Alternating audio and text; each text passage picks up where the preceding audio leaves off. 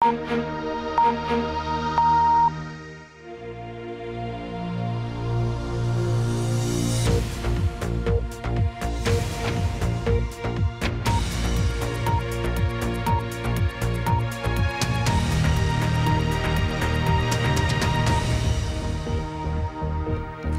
उर्दू के प्रोग्राम सरबीन में खुशामदीद। हमारे लंदन स्टूडियो से मैं हूं आलिया नाज़की।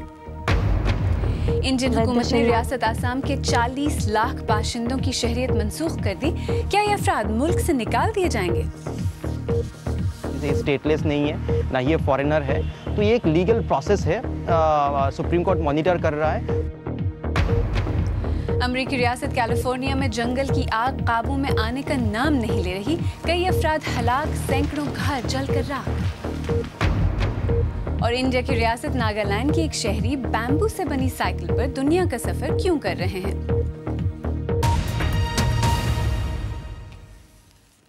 इंडिया की हुकूमत ने आसाम में इंडियन शहरियों और गैर कानूनी बांग्लादेशी तारकीन वतन की शिनाख्त के लिए रियासत के सभी शहरियों की आज एक फहरिस्त जारी की है।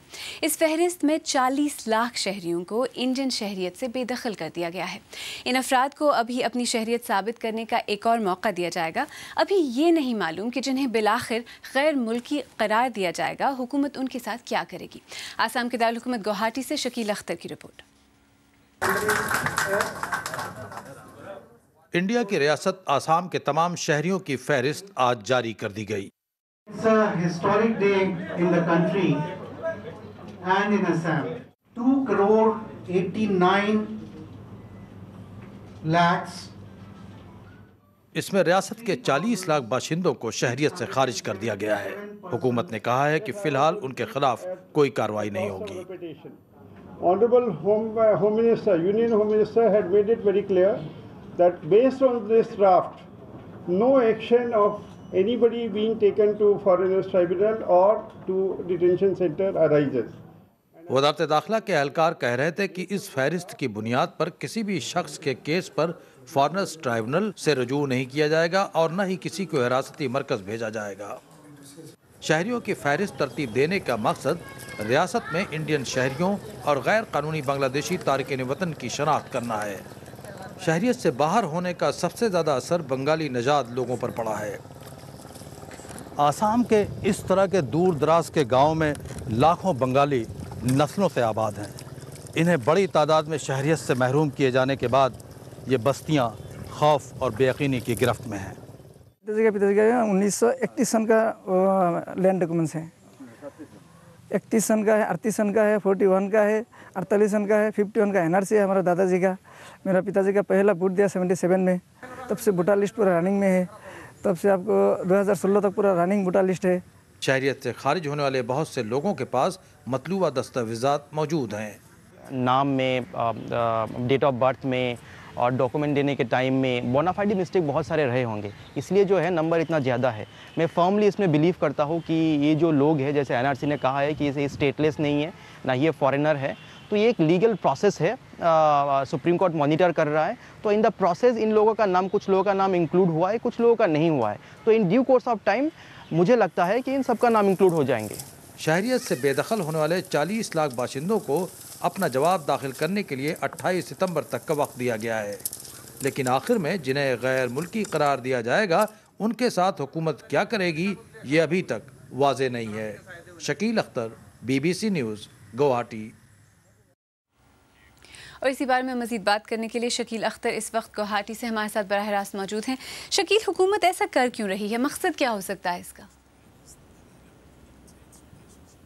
देखिए, मकसद तो यही बताया गया है कि इसमें जो यहाँ पर मुबैना तौर पर जो गैर मुल्की तारकीन वतन, ख़ास तौर से जो बांग्लादेशी मुबैना तौर पर जो तारकीन वतन है, उनकी शनाख्त के लिए ये बताया जा रहा है कि सारा अमल है। चूँकि BJP काफ़ी अरसे से इल्ज़ाम लगाती रही है और यहाँ की कई इलाकाई जमातें भी कि यहाँ पर बड़ी तादाद में बांग्लादेशी तारकीन वतन आकर आबाद हो गए हैं। चूँकि यहाँ पर 3.25 करोड़ की आबादी में तकरीबन 90 लाख बंगाली नजाद लोग अभी आबाद हैं, जिसकी वजह से उन्हें ये शक है कि बहुत बड़ी तादाद में गैर कानूनी तौर पर बांग्लादेश से आकर लोग आबाद हुए हैं। उनकी शनाख्त इसका मकसद है। अच्छा शकील, ये जो 40 लाख अफराद हैं, इन्हें अब अपनी शहरियत साबित करने का मौका दिया जा रहा है, वो ऐसा करेंगे कैसे? देखिए ये बहुत ही पेचीदा अमल है, लेकिन इन्हें अपने जो कागजात इन्होंने जो जमा किए थे उनमें कुछ मज़ीद कागजात ये लाएंगे, इन्हें और मौका दिया जाएगा।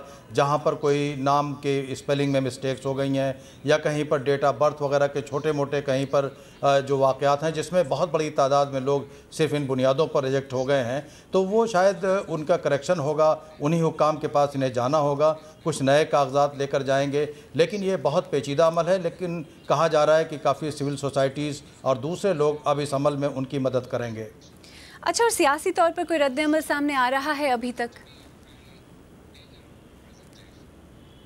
देखिए पार्लियामेंट में भी आज एहतजाज हुआ है और कई लोगों ने इसके तरीक़ेकार पर एहतजाज किया है। राज्यसभा ये जो ऐवान बाला है उसमें वॉकआउट भी हुआ है कई पार्टियों का। उनका कहना ये था कि चूँकि ये जो पूरा अमल है ये जिस पूरी इंसानियत के साथ होना चाहिए, जिस संजीदगी के साथ होना चाहिए, उनके मुताबिक शायद उतनी उससे नहीं हुआ। तो अभी चूँकि ये जो फहरिस्त है वो अभी सामने आई ही है, इसकी तफसीलात अभी पूरी तरह नहीं आ सकी हैं। जैसे जैसे ये वाज़े होगा इस पर रद्द-ए-अमल और भी सामने आएगा। लेकिन कांग्रेस ने इसके बारे में कहा है कि जिन लोगों को बाहर किया गया उनमें जो अक्सरियत है वो हिंदुस्तानी जेन्युइन इंडियन सिटीज़न है। जी अच्छा, और शकील, एक ही ख़ानदान के कुछ लोगों का नाम इस फहरिस्त पे है, कुछ का नहीं है। आपने कहा तफसीलात पूरी तरह सामने नहीं आई, लेकिन ये मुमकिन कैसे? देखिए कुछ तो बहुत ही दिलचस्प है। मिसाल के तौर पर कुछ लोगों के माँ बाप को शहरियत में शामिल किया गया है और उनके बच्चे को जो है नहीं शामिल किया गया है, जो छोटे बच्चे जो उनसे पैदा हुए। तो ये कुछ इस तरह की जो टेक्निकलिटीज़ हैं, कहीं पर जो कागजात हैं उसकी वजह से भी हो रहा है। और दूसरे जो ग्राउंड पे जो लोग थे वो कोई बहुत ही तरबियत याफ्ता एहलकार नहीं थे, इनमें कुछ सियासी वाबस्तगी के भी लोग थे और यहाँ इल्ज़ाम भी है कि इसमें सियासत का भी हो सकता है कि दखल हो। गुवाहाटी से शकील अख्तर, हमसे बात करने का बहुत शुक्रिया। आइए अब देखते हैं कि इस मौजू पर बीबीसी के फेसबुक सफ़ात पर क्या रद्द-ए-अमल है। हरबिंद भिटवा लिखते हैं, ये मुल्क इंडियन निजात लोगों का है, न कि उनका जो इंडिया पर कब्जा किए हुए हैं। धर्मेंद्र यादव लिखते हैं, ख़ानदान के चंद अफराद का नाम लिस्ट में आना और चंद का ना आना ऐसा कैसे हो सकता है। खुर्रम अब्दुल्ला लिखते हैं, ये एहलकारों की नाकामी है कि हिंदू और मुसलमान दोनों मज़ाहिब के अफराद के नाम गायब हैं। हिंदू मुसलमान तफरीक करके अपनी नाकामी छुपाने की कोशिश होगी। और उमैसा लिखती हैं, मुसलमानों पर मजालिम ढाने पर इंडिया के खिलाफ दुनिया कब आवाज़ उठाएगी। नस्ल कुशी इसी तरह शुरू होती है। और अब कुछ दीगर अहम खबरों पर एक नज़र। शुमाली कैलिफोर्निया में लगी आग की वजह से कई 100 घर जलकर राख हो चुके हैं और अब तक कम से कम 6 अफराद के हलाक होने की इत्तलात हैं। 130 ऐसे मकामात हैं जहां जंगल में लगी आग से तबाही हो रही है और ये आग अमेरिका से लेकर कनाडा तक फैली हुई है। सिर्फ कैलिफोर्निया में आग बुझाने वाले अमले के 10,000 एहलकार आग का मुकाबला कर रहे हैं। तफसील के साथ खालिद करामत। घर जलकर राख हुए और पूरी की पूरी कम्युनिटी को जान बचाकर भागना पड़ा। शुमाली कैलिफोर्निया में आग अब भी भड़क रही है। सैन फ्रांसिस्को से बड़ा इलाका जलकर खाक हो चुका है और हलाक होने वालों की तादाद बढ़ रही है। जल जाने वाले एक घर से एक और शख्स की लाश मिली है जो आग में झुलसकर हलाक हुआ। इससे पहले 2 बच्चे एमिली और जेम्स रॉबर्ट्स और उनकी परदादी मेलोडी ब्लेडसो रेडिंग नामी इलाके में हलाक हुई। मैं अपने पोते से बात कर रहा था। उसने कहा हमारी मदद के लिए आएं। आग घर के पिछले दरवाजे तक पहुंच गई है, हमें आकर ले जाएं। मैंने कहा मैं करीब ही हूं और आने की कोशिश कर रहा हूं। मैं तुम्हारे करीब ही हूं। आग बुझाने वाले अमले के 2 अफराद भी हलाक हुए हैं और 7 मजीद अफराद लापता हैं, मगर सूरत हाल अब बेहतर हो रही है। हम अब पुरुमीद हैं क्योंकि आग पर काबू पा रहे हैं। हम बेहतरी की तरफ जा रहे हैं। ये शुमाली अमेरिका में 130 मकामात पर जलने वाली आग में से एक है, जो न्यू मैक्सिको से लेकर अलास्का तक फैली हुई है। आने वाले दिनों में खुश्क मौसम की तवक्को है और हालात जल्द बेहतर होते नजर नहीं आ रहे। जिम्बाब्वे में रॉबर्ट मुगाबे के ओहदे से हट जाने के बाद पहली बार आम इंतखाबात हो रहे हैं। रॉबर्ट मुगाबे 4 दहाइयों तक मुल्क पर हुक्मरानी करते रहे और उनके जानशीन एमरसन मंगागोआ हुक्मरान जमात ज़ानू PF के उम्मीदवार हैं, जबकि movement for democratic change alliance के नेल्सन चामीसा उनके मद्दे मुकाबिल हैं। इंडोनेशिया में ज़लज़ला आने के बाद एक आतिशफ़शां पर फंसे कई सौ हाइकर्स वापस उतर रहे हैं। माउंट रंजानी पर ज़लज़ले के नतीजे में ज़मीन सरकने से हाइकर्स का रास्ता बंद हो गया था और वो फंस गए थे। कई सौ इमदादी एहलकार इमदादी कार्रवाई में शामिल हैं। ज़लज़ले में 16 अफराद हलाक हो चुके हैं। मलेशिया की हुकूमत ने लापता फ्लाइट MH370 के बारे में अपनी हतमी रिपोर्ट शाया कर दी है। रिपोर्ट में एयर ट्रैफिक कंट्रोलर्स की कोताहियों की निशानदेही की गई है और मजीद कहा गया है कि परवाज़ का रुख अज खुद नहीं बदला बल्कि किसी ने तब्दील किया और इस इम्कान को भी रद्द नहीं किया कि पायलट के अलावा किसी और शख्स ने ऐसा किया हो। BBC उर्दू के प्रोग्राम सरबीन में आगे चलकर देखिएगा यमन का एक जजीरा जहां बैरूनी इमदाद फ़ायदे के साथ नुकसान का बायस भी हो सकती है। और मिलिएगा एक ऐसे साहिब से जो साइकिल पर बैठकर अपने इलाके की तशहीर के लिए निकले हैं, लेकिन ये साइकिल है ज़रा मुख्तलिफ। BBC उर्दू के प्रोग्राम सरबीन में एक बार फिर खुशामदीद। मैं हूँ आलिया नाज़की। यमन की जंग को 4 बरस हो गए हैं जिसमें ख़ित्ते की बड़ी ताकतें मुलव्वस हो चुकी हैं और इन्हीं में एक मुत्तहिदा अरब इमारात है जो इस जंग के ज़रिए अपना असर बढ़ाता नज़र आ रहा है। मुत्तहिदा अरब इमारात की इस वक्त क़र्न अफ्रीका के कई ममालिक में मौजूदगी देखी जा रही है।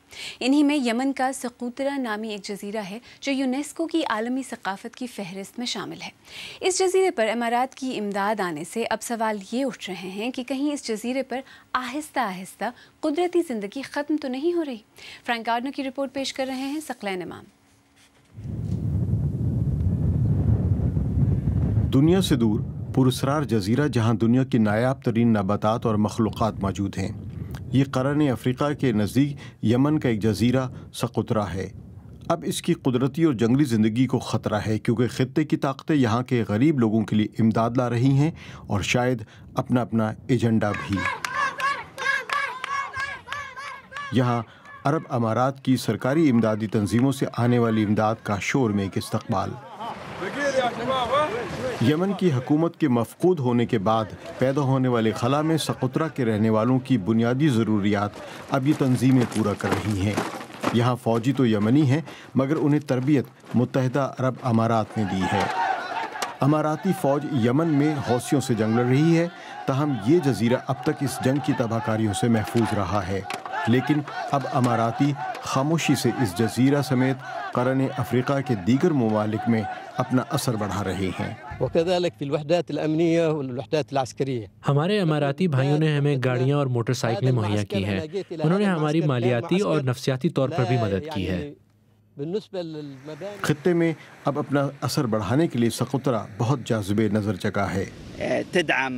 यहाँ किसी बैरूनी ताकत की मौजूदगी का मतलब ये नहीं होना चाहिए कि यमन की ज़मीन का हिस्सा कोई और हासिल कर ले। हरगिज़ नहीं, ऐसा नहीं होना चाहिए। इनकी आमद सिर्फ इमदाद की हद तक महदूद रहनी चाहिए क्योंकि यमन हालत जंग में है। मुत्तहिदा अरब अमारात का खुशहाल दारुल हुकूमत अबू ज़हबी यहाँ से 1000 मील दूर है। वहाँ के लोगों का कहना है कि उनकी सकूतरा में रिश्तेदारियाँ हैं और यहाँ उनकी इमदाद बेज़रर है। हमारे सकूतरा के बारे में किसी किस्म के आबादियाती अज़ाइम नहीं हैं। हम सकूतरा में तरक्याती और इंसानी इमदाद के लिए आए हैं। इसमें कोई शक नहीं कि अमाराती सकूतरा में मेयार ज़िंदगी बेहतर करने की कोशिश कर रहे हैं। मिसाल के तौर पर यहाँ हस्पतालों का पूरा इन्हिसार अमाराती इमदाद पर है। लेकिन मुस्तकबिल का चैलेंज ये है कि यहाँ ये मदद यमन के इक़्तिदार आला की खिलाफ वर्जी के बगैर जारी रहे और इस इमदाद के नतीजे में सकूतरा की कुदरती माहौलियात बरकरार रह सके, जो कि इस जजीरे की इनफरादियत है। फ्रैंक गार्डनर की रिपोर्ट। आइए अब देखते हैं हमारी वेबसाइट bbcurdu.com पर क़ारीन किन खबरों में दिलचस्पी ले रहे हैं। दुनिया के 7 मुक़द्दस तरीन पौधे कौन कौन से हैं और इन मुक़द्दस पौधों की खुसूसियात क्या हैं। पख्तून क़यादत को जानबूझकर पार्लियामान से बाहर रखा गया, ANP के रहनुमा असफंदियार वली का बयान, और पाकिस्तान में मुस्लिम लीग नून और पीपल्स पार्टी समेत अपोजिशन जमातों के इजलास की पिक्चर गैलरी भी खूब देखी जा रही है। याकूजा सोलो अपनी बैम्बू साइकिल पर दुनिया का सफ़र कर रहे हैं ताकि वो अपनी रियासत नागालैंड के बारे में बिल्कुल अजनबी लोगों को बता सकें। नागालैंड खुद इंडिया में भी कोई बहुत मारूफ इलाका नहीं है, ताहम उन्हें उम्मीद है कि उनकी बांस से बनी साइकिल के तवील सफ़र से सूरत हाल बदल जाएगी। तफसील के साथ उमर आफरीदी। ये आदमी एक मिशन पर है। वो बांस से बनाई अपनी साइकिल पर दुनिया का सफ़र कर रहे हैं जब लोग पहली मर्तबा बैम्बू साइकिल देखते हैं तो वो पागल हो जाते हैं और वो कहते हैं कि उन्होंने कभी ऐसी चीज नहीं देखी। वो साइकिल की तस्वीरें लेना चाहते हैं। योकोजा अपने वतन नागालैंड के बारे में दुनिया को बताने के लिए बैम्बू साइकिल को इस्तेमाल करते हैं। ये साइकिल नागालैंड में बनी है और मैं उसे पूरी दुनिया में लेकर जा रहा हूँ। योकोजा सोलो के सफ़र को उनके खैरखा और नागालैंड हुकूमत ने स्पॉन्सर किया है। उन्होंने सिर्फ 8 महीनों में 25 ममालिक का 13,000 किलोमीटर सफ़र तय किया है।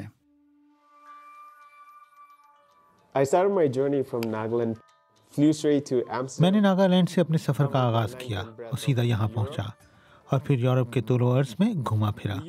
हम बांस को फर्नीचर और टोकरियां बनाने के लिए इस्तेमाल करते हैं, लेकिन मैंने महसूस किया कि यहाँ नागालैंड में बैम्बू साइकिल बनाना मुमकिन है और इसके बाद मैंने अपने बैम्बू की मसनूआत की तशहीर शुरू कर दी।